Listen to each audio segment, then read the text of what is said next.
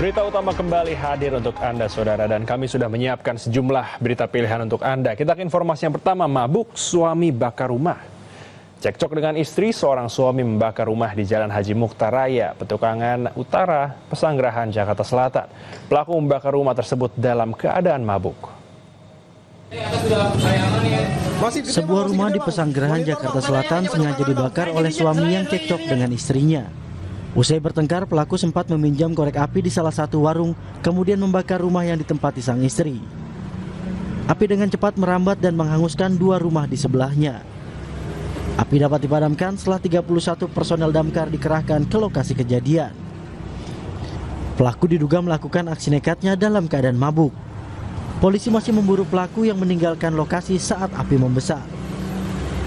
Istri tersebut sudah melapor kepada RT, lalu pihak suami dalam keadaan di bawah pengaruh alkohol itu meminta korek api kepada salah seorang anaknya. Karena tidak diberikan, mungkin pihak suami meminta kepada warga lain mengacak-ngacak rumah dan membakar rumah. Jadi ketika istri sudah kembali ke kediaman, rumah sudah dalam keadaan terbakar. Tidak ada korban jiwa dalam insiden kebakaran ini. Istri pelaku tengah berada di luar rumah saat kejadian. Stefanus Wangge, Kompas TV, Jakarta.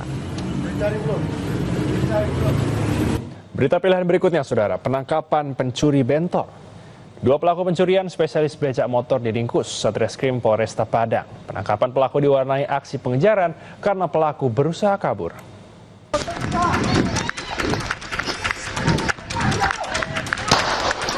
Aksi kejar-kejaran terjadi antara polisi dan pelaku pencurian spesialis becak motor di daerah Teluk Bayur, Kota Padang, Sumatera Barat.